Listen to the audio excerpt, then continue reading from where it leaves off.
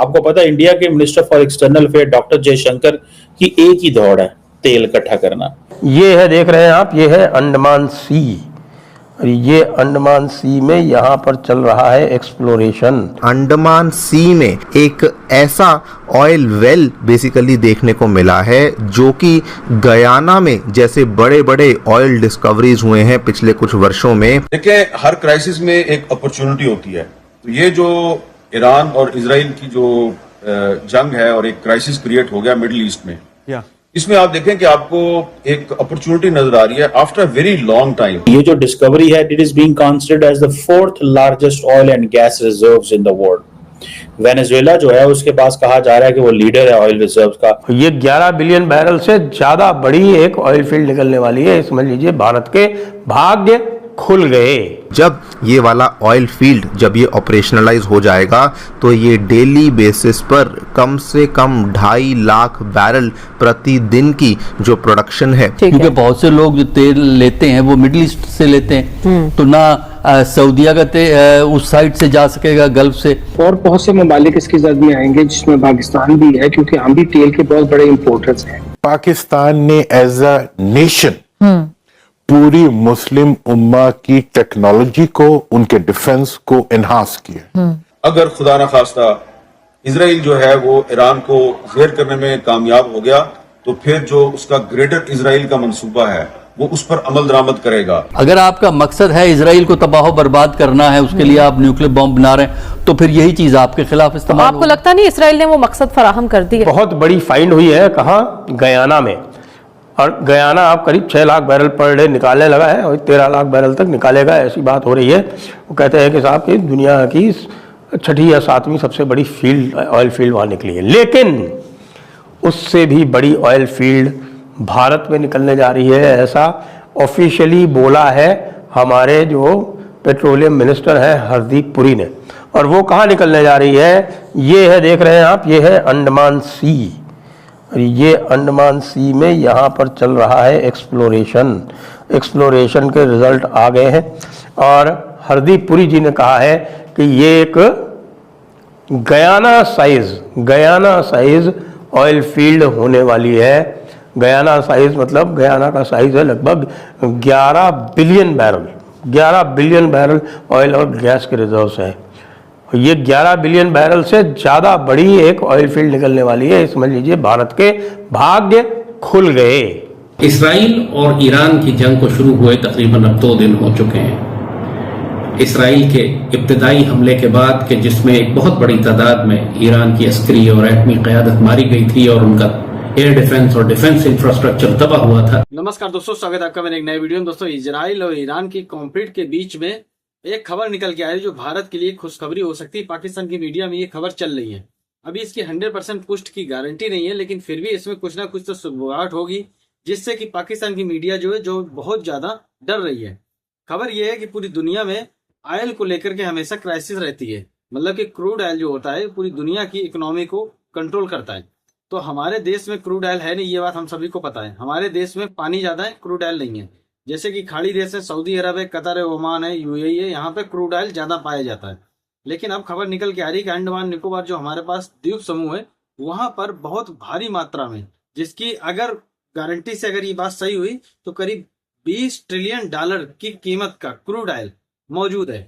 अब ये किसकी रिपोर्ट है, किसकी गारंटी है, कौन खबर छाप रहा है, ये पता नहीं। लेकिन पाकिस्तान की मीडिया इस खबर को प्रमुखता बता रही है, भारत की मीडिया भी बता रही है। चलिए वीडियो देखते हैं, मैं मिलता हूँ वीडियो के अंत में। तो इस वक्त सूरत हाल ये है कि बेशक ईरान शदीद नुकसान उठा रहा है क्योंकि ईरान के पास एयरफोर्स की शदीद कमी महसूस हो रही है। इसराइल से लेकर ईरान तक तमाम एयर स्पेस ईरान के कंट्रोल में नहीं है, वो इसराइल के पास है।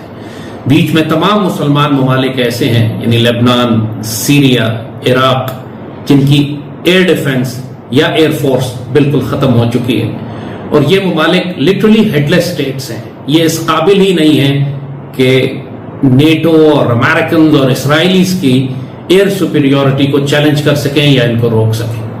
नतीजा ये है कि इसराइल के पास तेहरान तक लिटरली फ्री रन है। वो आते हैं, चाहे तो इराक की फजा के अंदर से रॉकेट और मिसाइल फायर करते हैं, चाहे तो ईरान के अंदर दाखिल हो जाते हैं। ईरान के एयर डिफेंस ने क्लेम तो किया है कि इन्होंने कुछ F-35 इसराइल के मारकर गिराए हैं, लेकिन अभी तक कोई सबूत नहीं दिखाया। कहा जा रहा है उन्होंने कुछ पायलट भी पकड़े हैं, लेकिन उसका भी कोई पायलट सरकारी तौर पर कोई बताया नहीं गया कि वो पायलट्स कौन है और कहां हैं। बहरहाल ये जंग इस वक्त जारी है। इसराइली फजाई हमलों और कार बम धमाकों में अब तक 14 ईरानी साइंसदान शहीद हो चुके हैं। ईरान इसराइल के 3 F-35 तैयारे और 10 जहाज मार गिराने का दावा कर रहा है, लेकिन इसराइल इसकी तरदीद करता है। यूक्रेनी सदर ज़ेलेंस्की ने बताया है कि यूक्रेन भेजे जाने वाले 20,000 मिसाइल मशरिक़ वस्ता भेज दिए गए हैं। इसराइली हमले जारी है। खबरों के मुताबिक इसराइली हमले में तेहरान में शहरान ऑयल डिपो को निशाना बनाया गया है। इसराइली फौज ने ईरान पर जारी फजाई हमलों के दौरान पासदाराने इनकलाब समेत ईरानी अफवाज के 20 से ज्यादा आला फौजी कमांडर्स को निशाना बनाने का दावा किया है, लेकिन ताहाल ईरानी हुकूमत की जानिब से इस दावे की कोई तस्दीक या फिर तरदीद हुई नहीं है। पाकिस्तान ने बहुत खुलकर ऐलान किया है कि वो हर सतह पर ईरान की हिमायत करेगा, चाहे वो अक़वाम मुत्तहिदा में हो, डिप्लोमेटिक हो, सिफारती हो, सियासी हो, इखलाकी हो या अस्करी का जिक्र तो नहीं किया पाकिस्तान ने, लेकिन यकीनी तौर पर यह बात समझ में आती है। हमने पाकिस्तान पर जो उसने हमले किए थे उसका बदला भी लेना है, और वैसे भी इन यहूदियों के साथ मस्जिद अक्सा पर कब्जा करने की वजह से हमारी इनसे खुरेज दुश्मनी है। अब जबकि ये ईरान पर हमला कर रहे हैं तो इसका मतलब भी बहुत वाज़ेह है कि ये सीरिया और इराक की तरह ईरान को भी तबाह करके यहां पर या तो एक हेडलेस अनार्किक स्टेट बना दें ताकि पूरे मुल्क में दाइश की तरह के दहशतगर्दों को फैला दिया जाए, या यहां पर शाह ऑफ ईरान की हुकूमत को ले आए कि जिसका मतलब है कि यहां इसराइल का एक दूसरा दारुल हुकूमत कायम हो जाएगा। तल अवीव की तरह तेहरान जो है वो इसराइल का एक कैपिटल बन जाएगा, क्योंकि शाह ऑफ ईरान का ये जो बेटा है ये मुकम्मल तौर पर यहूदी है। इसकी बेटी ने भी एक यहूदी से शादी की है और ये मुकम्मल तौर पर इसराइल के इंटरेस्ट प्रोटेक्ट करेगा। और अगर इस किस्म की एक इसराइल नवाज हुकूमत पाकिस्तान के मगरब में कायम हो जाती है तो ये पाकिस्तान के लिए शदीद तरीन खतरात का बायस होगा। तो बिल्कुल लॉजिकल बात है, हमारी नेशनल सिक्योरिटी का ये तकाजा है कि हम इसराइल को ईरान में दाखिल होने से रोकें। यहाँ तो अंडमान वाले में तो डिक्लेरेशन हो गया, घोषणा कर दी हरदीप पुरी जी ने कि हम अब यहाँ पर इतनी ऑयल और गैस यहाँ में मिलने वाली है कि हम सीधे $4 ट्रिलियन की इकोनॉमी जो आज हम हैं, $4 ट्रिलियन की इकोनॉमी से सीधे हम छलांग लगाने वाले हैं $20 ट्रिलियन की इकोनॉमी पे। सोचिए, $4 ट्रिलियन की इकोनॉमी से सीधे $20 ट्रिलियन की इकोनॉमी पे। और ये सुन के, यह जान के आप सोच सकते हैं कि अमेरिका के दिल पे क्या बीत रही होगी, चाइना के दिल पर क्या बीत रही होगी। चाइना जो है उसके पास और सब कुछ है, उसके पास ये ऑयल रिजर्व्स नहीं है। ये ऑयल रिजर्व्स जो है वो रशिया के पास है, इसीलिए कई बार वो कहता रहता है चाइना कि हमारा जो ये ईस्टर्न साइबेरिया वाला इलाका है वो हमारा है और इसको हम रशिया से लेकर रहेंगे। अभी औकात तो नहीं है रशिया से ले पाने की, लेकिन ये बीच बीच में ये बोलते रहते हैं। वो इसीलिए बोलते रहते हैं कि उस एरिया में काफ़ी कुछ ऑयल की संभावनाएं हैं और ऑयल वहाँ पर है। और ऑयल आप जानते हैं चाइना की बहुत बड़ी ज़रूरत है। हम तो लगभग 50 lakh barrel per day import करते हैं, चाइना तो लगभग 1 crore barrel per day import करता है और कई बार उससे भी ज़्यादा। हालांकि आजकल उनकी इकोनॉमिक एक्टिविटी जो है वो काफ़ी डाउन है। तो दोस्तों देखा हमने वीडियो कैसे पाकिस्तान की मीडिया डर रही है कि अगर भारत के पास ये क्रूड ऑयल मिलता है, क्योंकि हमारे जो विदेश मंत्री हैं वो हमेशा तेल इकट्ठा करने के लिए पूरी दुनिया के चक्कर लगाते रहते हैं। ये कहना है कमर सीमा का। पाकिस्तान ये इस कमर सीमा हमेशा अपने पाकिस्तान को डिफेंड करता है और पाकिस्तान में कितनी भी दिक्कत हो, कितनी भी कोई कमी हो, लेकिन वो उसको डिफेंड ही करेगा और भारत के ऊपर आरोप लगाएगा। खैर ये तो बात इसकी पर्सनल हो गई, लेकिन इसने अपना एक व्यक्तिगत ओपिनियन दिया था कि हमारे जो विदेश मंत्री हैं एस जयशंकर जी, वो दुनिया का चक्कर इसलिए लगाते हैं कि उनको ऑयल इकट्ठा करना है। तो अब खबर निकल के आ रही है, भारत की मीडिया भी बता रही है, भारत की मीडिया भी पोस्ट कर रही है और पाकिस्तान की मीडिया भी पोस्ट कर रही है कि भारत के अंडमान और निकोबार द्वीप समूह जो है वहां पर बहुत भारी मात्रा में क्रूड ऑयल पाया गया है। अब इसकी 100% गारंटी की पुष्टि भारत सरकार करे तो माना जाए, लेकिन मीडिया में खबरें चल रही हैं। अगर कहीं वहां पर जांच नहीं हो रही या अगर कहीं वहां पे कुछ सुगबुगाड़ नहीं है तो मीडिया में खबरें आई कैसे? तो हो सकता है कि उसकी जांच हो रही हो, कोई डाटा लीक हुआ हो जो मीडिया को पता चल गया कि भारत के अंडमान और निकोबार द्वीप समूह है वहां पर करीब $20 ट्रिलियन की कीमत का क्रूड ऑयल मौजूद है।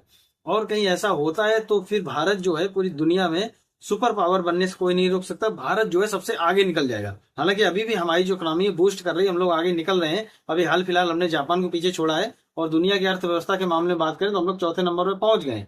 लेकिन कहीं अगर ये खबर सही हुई और 20 ट्रिलियन का अगर 10 ट्रिलियन डॉलर की कीमत का भी अगर क्रूड ऑयल मिला तो फिर हमारा काम हो जाएगा और देश जो है बूस्ट कर जाएगा और तरक्की के रास्ता पे चढ़ जाएगा। तरक्की के रास्ता अभी भी है, ऊंचाई पे पहुंच जाएगा। तो पाकिस्तानी डर रहे हैं, बहुत ज्यादा घबरा रहे हैं कि कहीं ऐसा हुआ तो फिर ये बर्बाद हो जाएगी। क्योंकि भारत की जो थ्रेट है पाकिस्तान ज्यादा है, क्योंकि पाकिस्तान अपने यहाँ पे आतंकवादियों को इकट्ठा करता है, ट्रेनिंग देता है, फिर यहाँ पे बेचता है, निर्दोष लोगों की जान लेता है। तो हमारे जो ज्यादा थ्रेट है वो पाकिस्तान ज्यादा है, तो इसलिए पाकिस्तानी ज्यादा डर रहे हैं। बाकी दोस्तों आप लोग क्या समझते हैं कृपया करके कमेंट करके बताइएगा। दोस्तों इस चैनल के ऊपर cricket, current affair, Pakistani media, reaction video हर चीज अपलोड की जा रही है। बस आप लोगों से हाथ जोड़ के प्रार्थना है कि कृपया चैनल को सब्सक्राइब करें, वीडियो को लाइक करें, वीडियो शेयर करें। मिलता है नेक्स्ट वीडियो में, तब तक के लिए जय हिंद, वंदे मातरम।